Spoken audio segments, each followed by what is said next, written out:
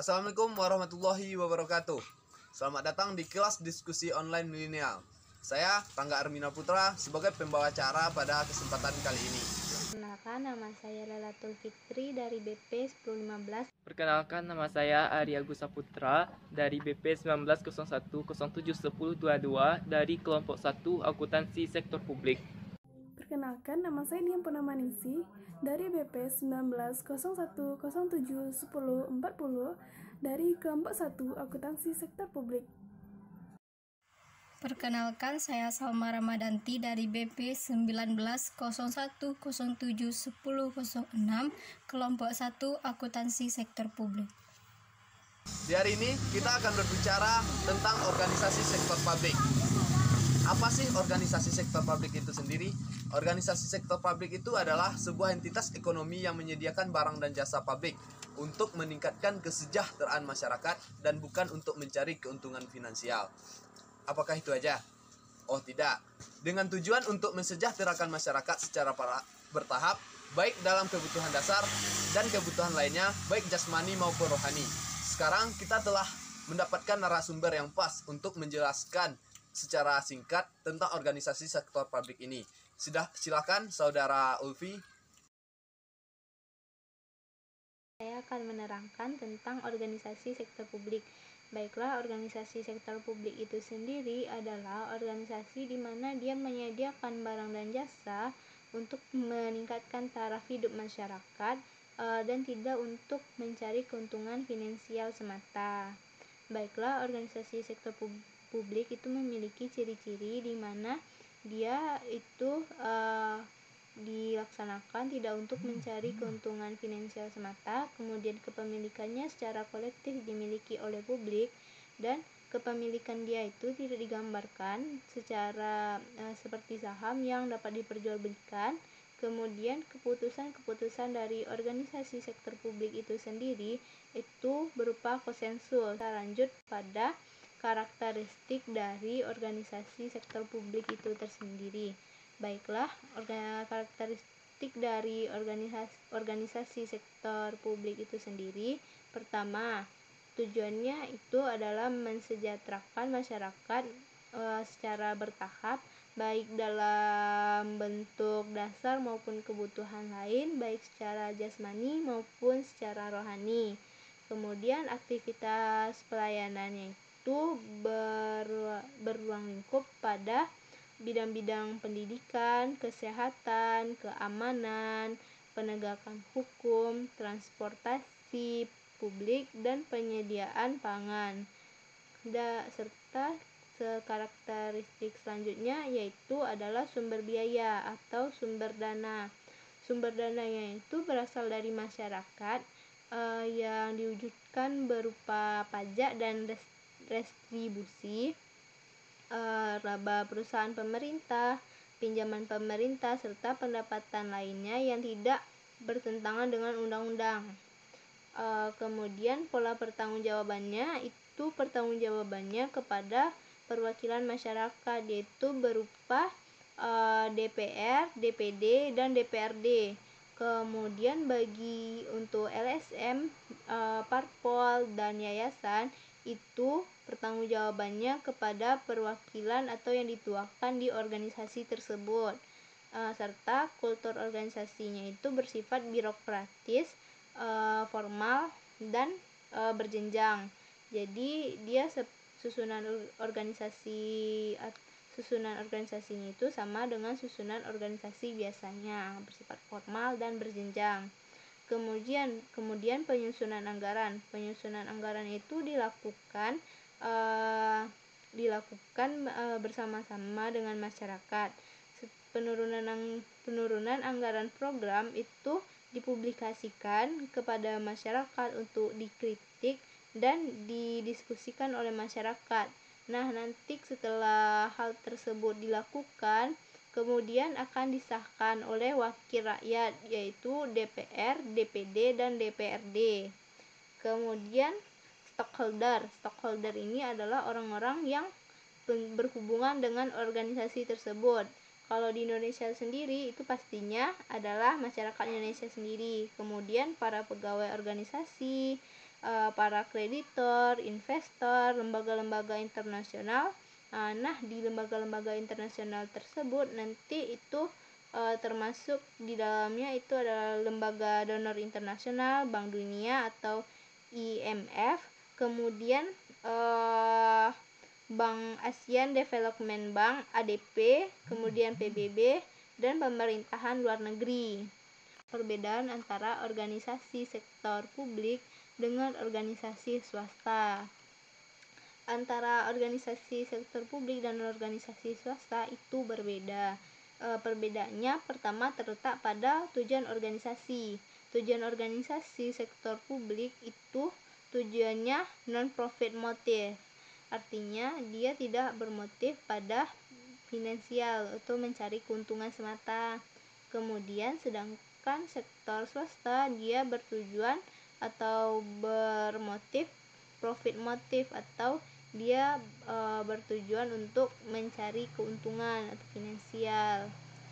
Kemudian sumber pendanaan, kalau untuk organisasi sektor publik seperti kita ketahui dari karakteristiknya tadi, itu sumber pendanaannya itu berasal dari masyarakat yang diwujudkan dalam pajak, retribusi, pendapatan BUMN, BUMD, sumbangan, hibah, pokok dana-dana dari masyarakat yang nanti diwujudkan ke dalam hal-hal tersebut.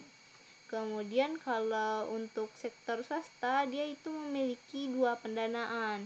Itu pertama pendanaan internal. Pendanaan internalnya itu terdapat dari modal dia sendiri, laba ditahan, penjualan aktivanya.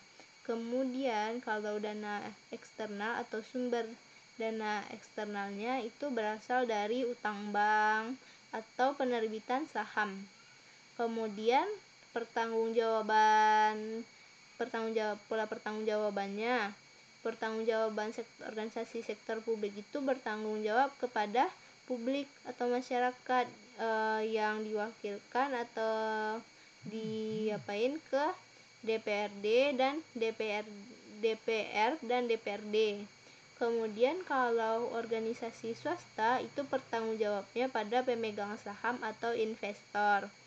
Kemudian untuk struktur organisasi itu sendiri, kalau untuk organisasi sektor publik seperti yang kita ketahui dari karakteristik tadi, dia bersifat birokratis, formal, dan hierarki.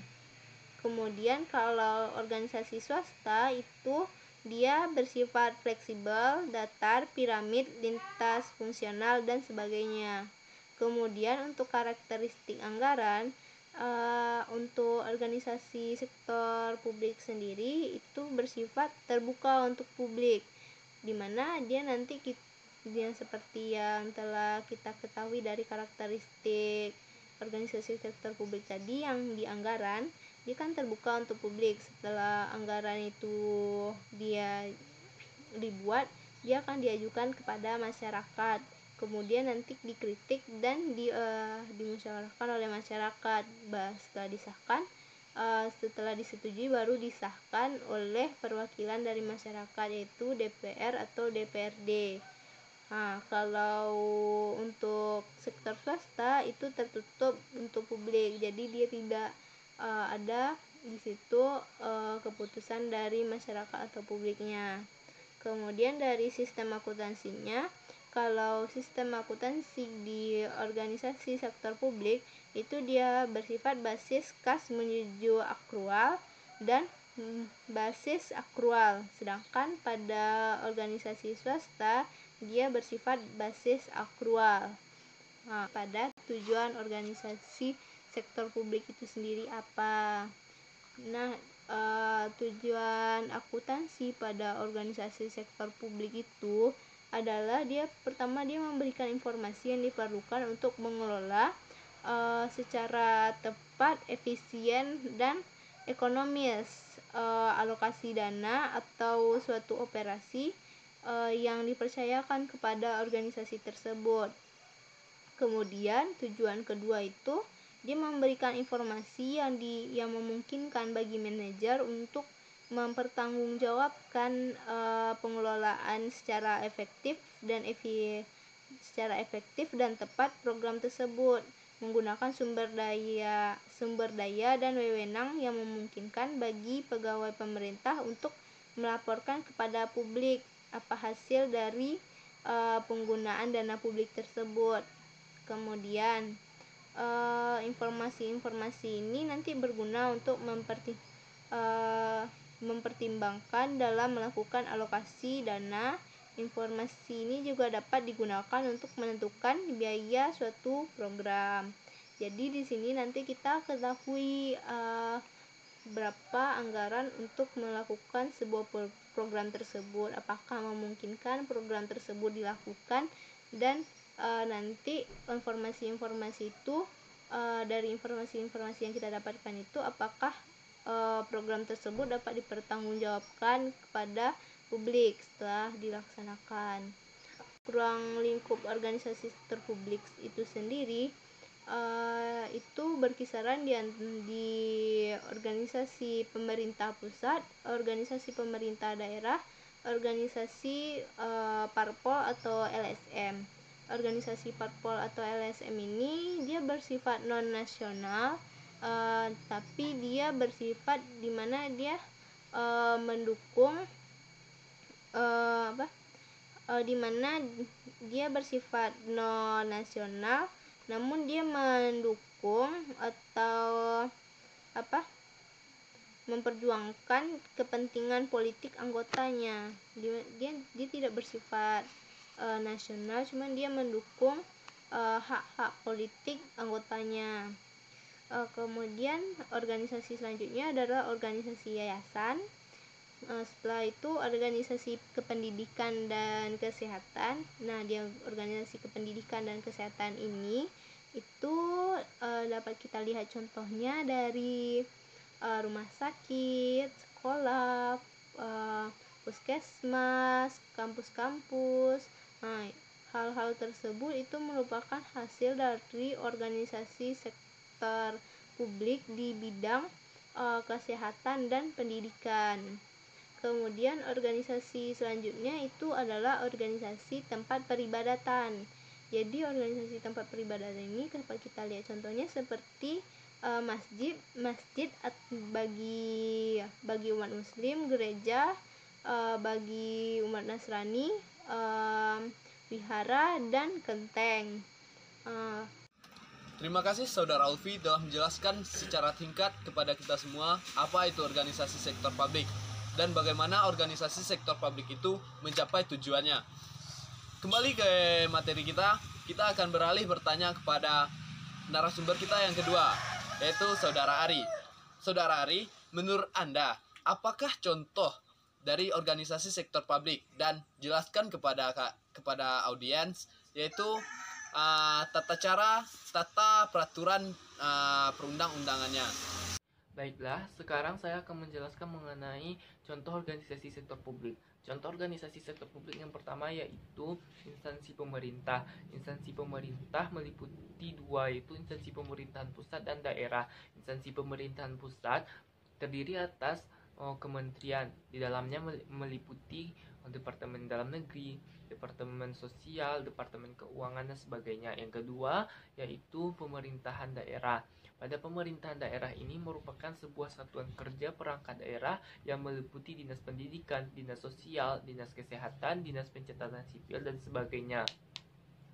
Kemudian yang contoh organisasi sektor publik yang kedua yaitu organisasi nirlaba milik pemerintah, di mana organisasi nirlaba milik pemerintah ini merupakan salah satu dari contoh organisasi sektor publik yang tidak berbentuk instansi pemerintah namun dimiliki oleh pemerintah. Kemudian contoh daripada organisasi nirlaba milik pemerintah ini yaitu adanya perguruan tinggi BHMN, RSCM, rumah sakit daerah, serta adanya yayasan milik pemerintah. Yang ketiga yaitu organisasi nirlaba milik swasta, di mana organisasi nirlaba milik swasta ini dimiliki dan dikelola oleh swasta. Contohnya yaitu yayasan seperti Sampurna Foundation, Dompet Duafa Republika, kemudian adanya sekolah dan universitas swasta, kemudian adanya rumah sakit milik swasta. Itulah 3 contoh daripada organisasi sektor publik. Baiklah, sekarang saya akan menjelaskan mengenai tata urutan peraturan perundang-undangan di sektor publik. Terdapat 3 peraturan perundang-undangan yang digunakan untuk penerapannya, yaitu yang pertama, Undang-Undang Nomor 17 Tahun 2003 tentang Keuangan Negara, yaitu mengatur tentang semua hak dan kewajiban negara mengenai keuangan dan pengelolaan kekayaan negara, juga mengatur penyusunan APBD dan penyusunan anggaran kementerian atau lembaga negara. Yang kedua, yaitu Undang-Undang Nomor 1 Tahun 2004 tentang Kebendaharawanan, yaitu mengatur pengguna anggaran atau pengguna barang, bahwa undang-undang ini mengatur tentang pengelolaan keuangan negara yang meliputi pengelolaan uang, utang, piutang, serta pengelolaan investasi pemerintah dan pengelolaan keuangan badan layanan hukum.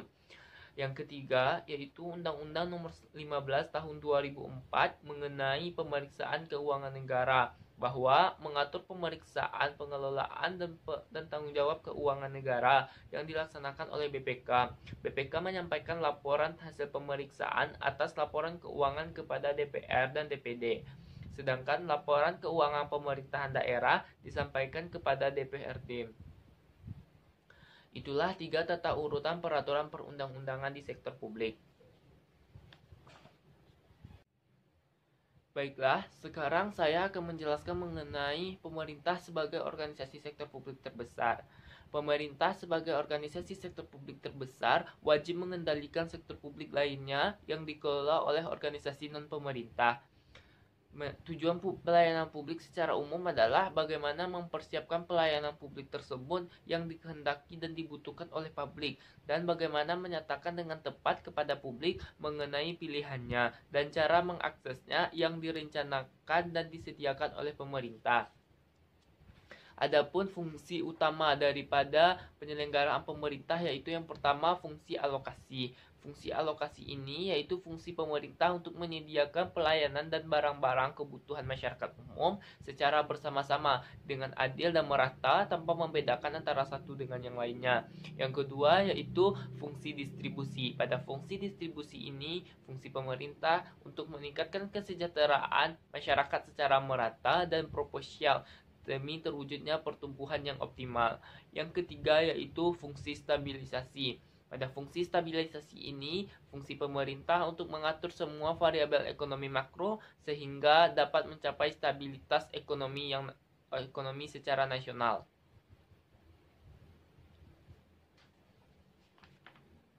Baiklah, sekarang saya akan menjelaskan mengenai dasar hukum keuangan di sektor publik. Yang pertama untuk partai politik, yaitu Undang-Undang RI Nomor 2 Tahun 2008 meliputi Pasal 5 ayat 1, Pasal 64 ayat 2, Pasal 20, Pasal 22E ayat 3, Pasal 24C ayat 2, serta Pasal 28 Undang-Undang Dasar NKRI tahun 1945. Kemudian organisasi nirlaba. Pada organisasi nirlaba PSAK ini meliputi akidah serta prinsip yang harus diikuti oleh organisasi nirlaba dengan membuat laporan keuangan. Yang ketiga yaitu regulasi keuangan negara, meliputi Undang-Undang Nomor 17 Tahun 2003 tentang Keuangan Negara. Yang kedua Undang-Undang Nomor 1 Tahun 2004 tentang Kebendaharawanan, dan yang ketiga adalah Undang-Undang Nomor 15 Tahun 2004 mengenai pemeriksaan keuangan negara. Itulah tiga daripada dasar hukum keuangan di sektor publik. Terima kasih Saudara Ari telah menjelaskan secara rinci kepada kita semua tentang contoh organisasi sektor publik dan bagaimana tata cara pemerintahannya dan sistem perundang-undangan di dalam organisasi sektor publik ini. Saya harap semua audiens telah mengerti. Pada selanjutnya, organisasi sektor publik akan membutuhkan sebuah anggaran di dalam organisasinya. Dan pada kali ini, apa itu anggaran dalam organisasi sektor publik? Kita telah mendatangkan narasumber yang tepat untuk menjawab pertanyaan-pertanyaan kita, yaitu Saudari Dian. Silahkan Saudari menjelaskan tentang apa itu anggaran dalam organisasi sektor publik. Oke, baiklah. Anggaran sektor publik di sini maksudnya adalah suatu rencana kerja yang dibuat oleh pemerintah, baik itu pemerintah pusat maupun pemerintah daerah, yang memuat informasi tentang pendapatan, belanja, dan aktivitas atau rencana dan pembiayaan dalam satuan moneter. Atau anggaran sektor publik di sini juga bisa dimaksud dengan pertanggungjawaban dari pemegang manajemen organisasi untuk memberikan informasi tentang segala suatu aktivitas dan kegiatan yang dilakukan oleh organisasi tersebut dalam pengelolaan dana yang dibiayai oleh uang publik. Fungsi anggaran sektor publik itu ada 8. Yang pertama, sebagai alat perencanaan, yang mana anggaran sektor publik digunakan untuk merencanakan suatu kegiatan yang dilakukan oleh organisasi sektor publik dengan rincian biaya dan rencana sumber pendapatan. Yang kedua yaitu sebagai alat pengendalian. Maksudnya di sini yaitu anggaran sektor publik dapat digunakan untuk mengendalikan kekuasaan eksekutif. Fungsi anggaran sektor publik yang ketiga yaitu sebagai alat kebijakan fiskal, yang mana anggaran digunakan untuk mendorong kegiatan ekonomi masyarakat untuk mempercepat pertumbuhan ekonomi. Fungsi anggaran yang keempat yaitu sebagai alat politik, digunakan dalam bentuk dokumen politik yang menyatakan komitmen antara legislatif dan eksekutif. Yang kelima, alat komunikasi dan koordinasi. Dalam perencanaan dan pelaksanaan, anggaran harus dikomunikasikan dan dikoordinasikan antar unit kerja ke seluruh bagian organisasi. Fungsi anggaran yang keenam yaitu alat penilaian kinerja, dan fungsi anggaran sektor publik yang ketujuh yaitu sebagai alat motivasi. Maksudnya di sini adalah anggaran digunakan untuk memberikan motivasi kepada pemimpin dan karyawan. Fungsi anggaran sektor publik yang terakhir yaitu alat menciptakan ruang politik. Anggaran publik digunakan sebagai alat untuk menciptakan ruang lingkup publik di mana keberadaan anggaran tidak boleh diabaikan oleh berbagai organisasi seperti DPR, MPR, masyarakat, dan lain sebagainya. Tujuan anggaran sektor publik yang pertama yaitu membantu menciptakan efisien dan keadilan dalam menyelenggarakan barang dan jasa publik melalui proses pemerintah. Yang kedua yaitu membantu pemerintah mencapai tujuan fiskal dan meningkatkan koordinasi antara bagian dalam lingkungan pemerintah. Yang ketiga yaitu memungkinkan bagi pemerintah untuk memenuhi prioritas belanja. Yang terakhir yaitu meningkatkan pertanggungjawaban pemerintah kepada DPR, MPR, dan masyarakat. Adapun karakteristik anggaran sektor publik yang pertama yaitu anggaran dinyatakan dalam satuan non-keuangan dan usaha usulan anggaran telah disetujui dan ditetapkan oleh pihak yang berwenang lebih tinggi dari penyusunan anggaran. Anggaran umumnya mencakup jangka waktu tertentu, 1 atau beberapa tahun, dan anggaran itu sekali disusun hanya dapat diubah dalam kondisi tertentu. Baiklah, prinsip penganggaran sektor publik yang pertama yaitu ada prinsip demokrasi. Maksudnya di sini adalah anggaran negara baik pemerintah pusat maupun pemerintah daerah baik bersangkutan dengan pendapatan atau pengeluaran haruslah ditetapkan dengan proses mengikutsertakan unsur masyarakat dan mendapatkan persetujuan dari perwakilan rakyat. Prinsip yang kedua yaitu adil. Maksudnya di sini adalah anggaran negara haruslah diserahkan secara optimum bagi kepentingan masyarakat sesuai dengan kebutuhannya. Prinsip yang ketiga yaitu transparan. Maksudnya di sini adalah proses perencanaan, pelaksanaan, serta pertanggungjawaban anggaran negara haruslah diketahui tidak hanya oleh wakil rakyat saja, tetapi juga harus diketahui oleh masyarakat umum. Prinsip yang keempat yaitu bermoral tinggi. Berarti bahwa pengelolaan anggaran negara haruslah sesuai dengan peraturan perundang-undangan yang berlaku dan mengacu pada etika serta moral yang tinggi. Prinsip yang kelima yaitu berhati-hati. Berarti bahwa pengelolaan anggaran negara haruslah dilakukan secara berhati-hati. Dan prinsip yang keenam yaitu akuntabel. Maksudnya di sini adalah pengelolaan keuangan negara haruslah dapat dipertanggungjawabkan di setiap saat, secara intern maupun ekstern. Saudari Dian telah menjelaskan kepada kita yaitu apa itu anggaran, fungsi anggaran, dan sebagainya. Kali ini kita akan beralih dari organisasi sektor publik. Kita akan beralih kepada APBN dan APBD. Anggaran pendapatan dan belanja negara. APBN adalah rencana keuangan tahunan pemerintahan negara yang disetujui oleh DPR atau Dewan Perwakilan Rakyat. Sedangkan APBD itu adalah suatu daftar yang secara sistematis membuat sumber-sumber penerimaan daerah dan alokasi pengeluaran daerah dalam periode tertentu. Sekarang kita akan bertanya kepada narasumber kita yang terakhir, yaitu Saudari Salma. Apa penjelasan dari APBN dan APBD? Saya akan menjawab pertanyaan dari Rangga mengenai APBN dan APBD. APBN adalah anggaran pendapatan dan belanja negara. Maksudnya rencana keuangan tahunan pemerintah negara yang telah disetujui oleh DPR. Hal ini menurut pasal 1 angka 7 Undang-Undang Nomor 17 Tahun 2003 yang merujuk pada pasal 12 Undang-Undang Nomor 1 Tahun 2004 tentang pembendaharaan negara. Selanjutnya kita akan membahas tentang APBD. APBD adalah anggaran pendapatan dan belanja daerah. Maksudnya, suatu daftar yang secara sistematis memuat sumber-sumber penerimaan daerah dan alokasi pengeluaran daerah dalam jangka waktu tertentu. Biasanya jangka waktunya itu 1 tahun. Itulah jawaban dari saya. Terima kasih. Setelah kita mengetahui apa itu APBN dan APBD yang telah dijelaskan oleh Saudari Salma, apa saja fungsi dari APBN dan APBD dan bagaimana tahapan penyusunan APBN dan APBD dari pengertian APBN dan APBD itu sendiri.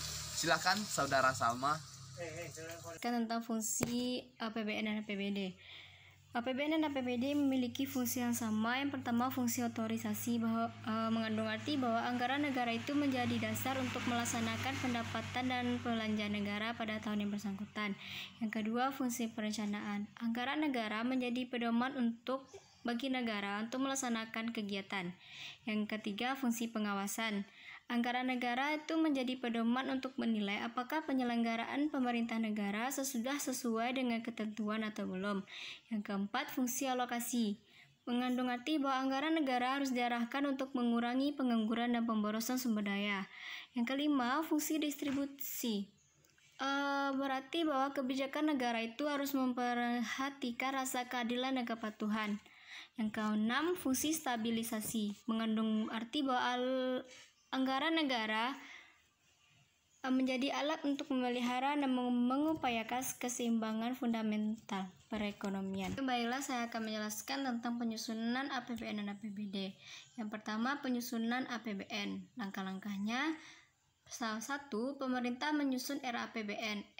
RAPBN ini disusun pemerintah atas dasar usulan yang dibuat oleh lembaga negara dalam bentuk dokumen usulan kegiatan dan dokumen usulan proyek. Yang kedua, pemerintah mengajukan RAPBN kepada DPR untuk dibahas. Yang ketiga, DPR membahas RAPBN apakah diterima atau ditolak. Yang keempat, jika diterima, RAPBN akan berubah menjadi APBN dan disampaikan kepada pemerintah untuk dilaksanakan. Tetapi jika ditolak, pemerintah harus menjalankan atau menggunakan APBN pada tahun sebelumnya. Yang kedua, langkah-langkah penyusunan APBD. Yang pertama, pemerintah mengusulkan RAPBD yang disertai dengan penjelasan serta dokumennya kepada DPRD. Yang kedua, setelah disetujui oleh DPRD, maka RAPBD akan berubah menjadi APBD melalui peraturan pemerintah. Apabila tidak disetujui, Maka untuk membayar keperluan yang dibutuhkan pada setiap bulan, pemerintah harus melaksanakan atau menggunakan APBD pada tahun sebelumnya. Setelah penjelasan singkat dari Saudari Salma atau narasumber kita yang keempat tadi tentang apa itu fungsi dari APBN dan APBD dan cara penyusunannya, sekarang kita akan beralih materi kepada akuntansi sektor publik.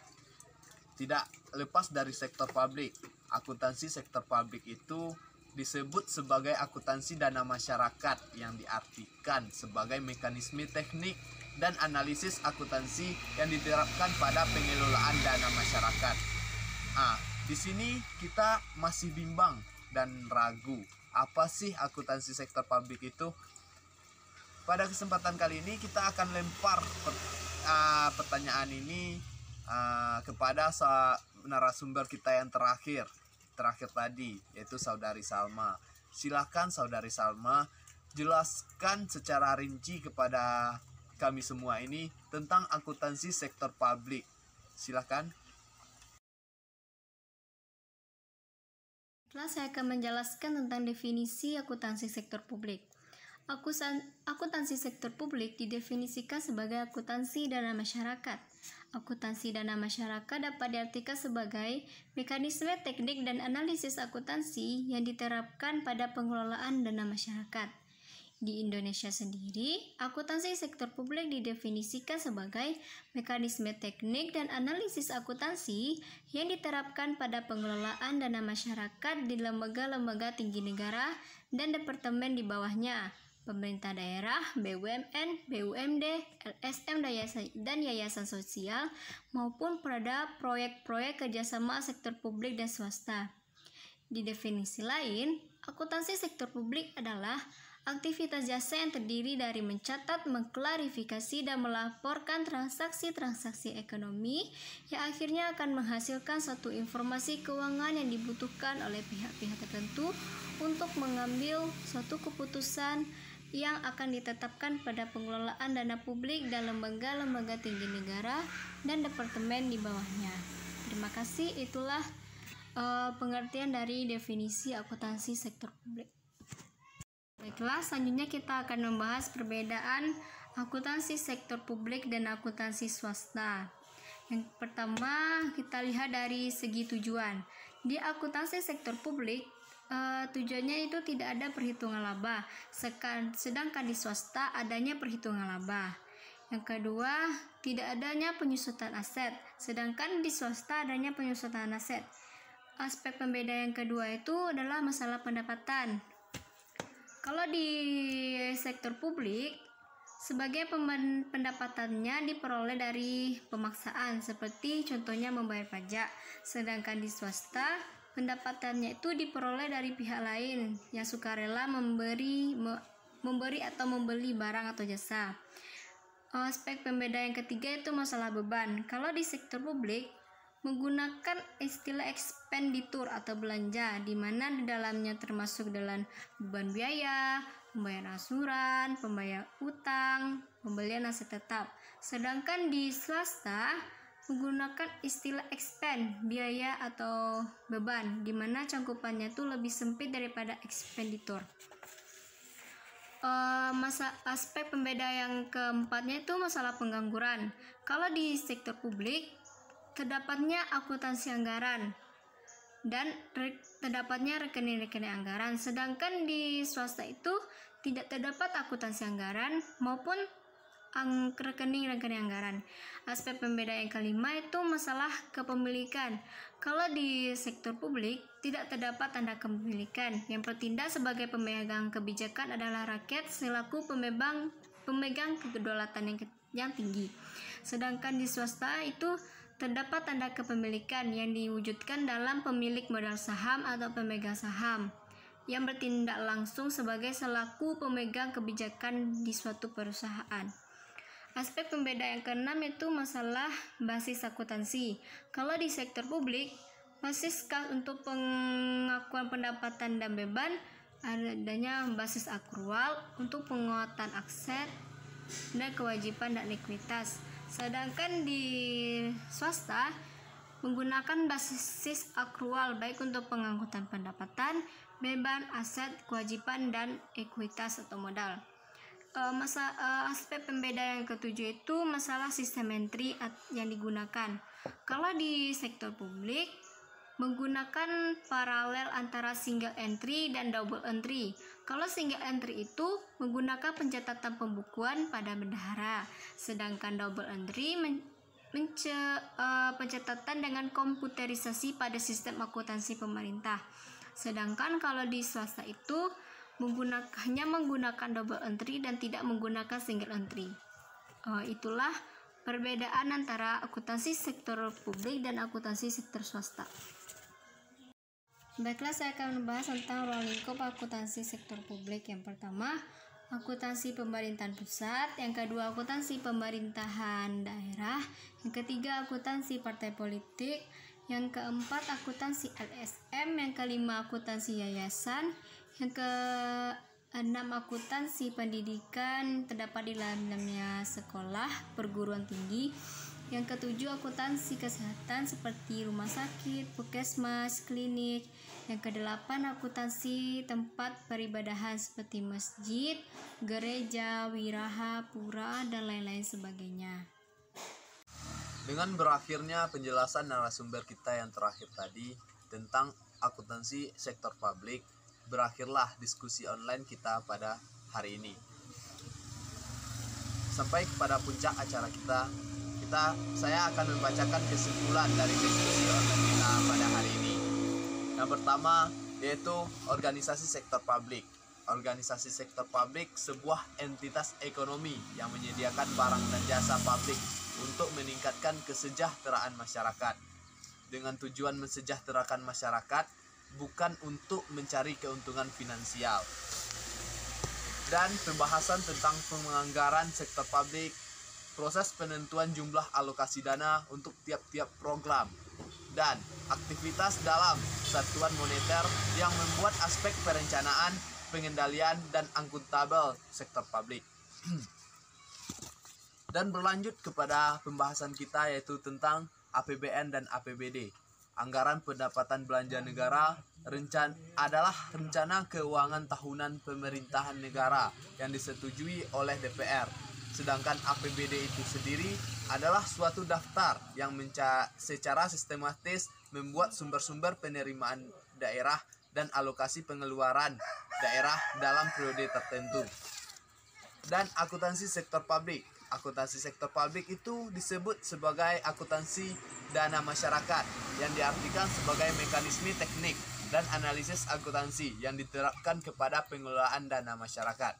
Undang-undang yang digunakan dalam penerapannya yaitu Undang-Undang Nomor 17 Tahun 2003 tentang Keuangan Negara, Undang-Undang Nomor 1 Tahun 2004 tentang Kebendaraan, Undang-Undang Nomor 15 Tahun 2004 tentang Pemeriksaan Keuangan Negara. Dan akhirnya yaitu saya sebagai pembawa acara mengucapkan undur diri dan mengucapkan maaf atas segala kekurangan dalam diskusi online kita. Wassalamualaikum warahmatullahi wabarakatuh.